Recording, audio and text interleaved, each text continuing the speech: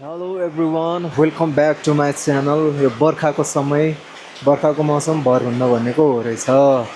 अघि म घरबाट निस्किने बेलामा घाम लागिरहेको थियो। म चाहिँ किमताङ जान्छु भनेर हिँडेको मान्छे, अनि बाटोमा पानी परिहाल्यो। अनि म यहाँ एकजना भाइलाई लिन आएको, अनि ठ्याक्क पानी पऱ्यो क्या। अनि अब कहाँ जाने हो, न फर्किन मिल्ने न जान मिल्ने, बिच बाटोमा अलपत्रमा परिराखेको छु।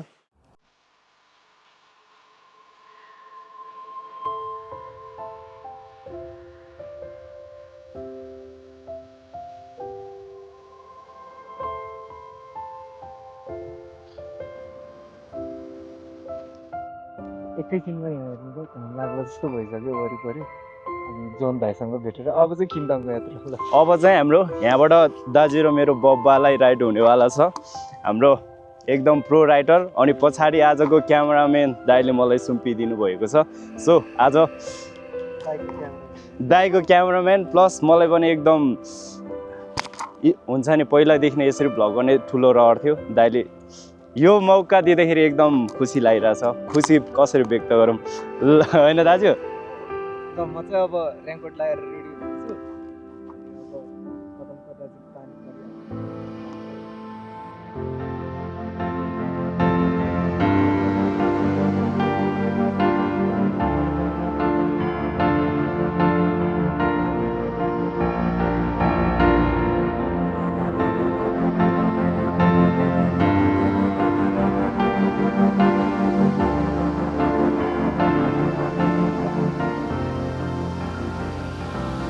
अहिले चाहिँ हामीले त सामान राख्ने ठाउँ नपाएर प्राकृतिक ठाउँमा राख्दैछौँ। बरु सिसा रहेछ दाइ।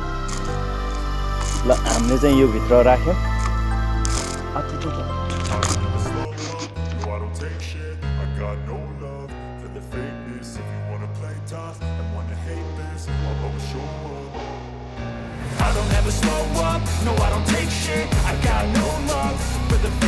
If you wanna play tough and wanna hate this, I'll always show up and make a statement. I don't ever slow up, no I don't take shit. I got no love for the fakeness. If you wanna play tough and wanna hate this, I'll always show up and make a statement. Everything I do so instinctive and so passionate. Every word I move so descriptive like an adjective. I got a vendetta against people who patented being negative when you should be getting after it. I got facts over tracks, this and that, spitting slow, spitting fast. I could roast, I could gas, think I'm okay at last, but I don't know if that can erase all the past. And the pettiness, a reflection of the emptiness. Hilarious, you think you're worth my time, you're delirious. Mysterious, because you hide behind a fake exterior. Inferior, you know I'll always be a bit superior. Get off of me, this ain't no humble brag. I want you to hear words, you can say them yes, सारो पहिरो गएको।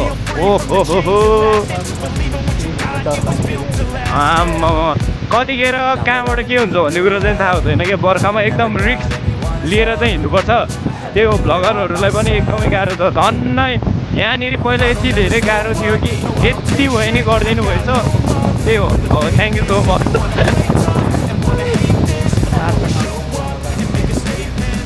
अब चाहिँ finally हामी यता तल ट्राउटमा छ पानी ठाउँमा पनि आइपुग्न लागिसक्यौँ। त्यहाँ जाने बाटो चाहिँ यस्तो छ है, माथिबाट त होइन, यस्तो छ अगाडि। त्यो पाहाडको बाटोमा चाहिँ के हुन्छ भनेदेखि हरेक घुम्तीमा चाहिँ यसो नयाँ नयाँ कुरो देख्न पाइन्छ क्या। अब यो डाँडा काटेपछि फेरि अर्को घुम्तीमा अर्कै छुट्टै नयाँ कुरो देख्न पाइन्छ क्या। देख्नुभयो? जस हरेक घुम्तीमा चाहिँ नेपालको बाटोमा यतिको चाहिँ मजा छ क्या। यसो तराईतिर भन्दा नि पाहाडमा यतिको मजा चाहिँ छ।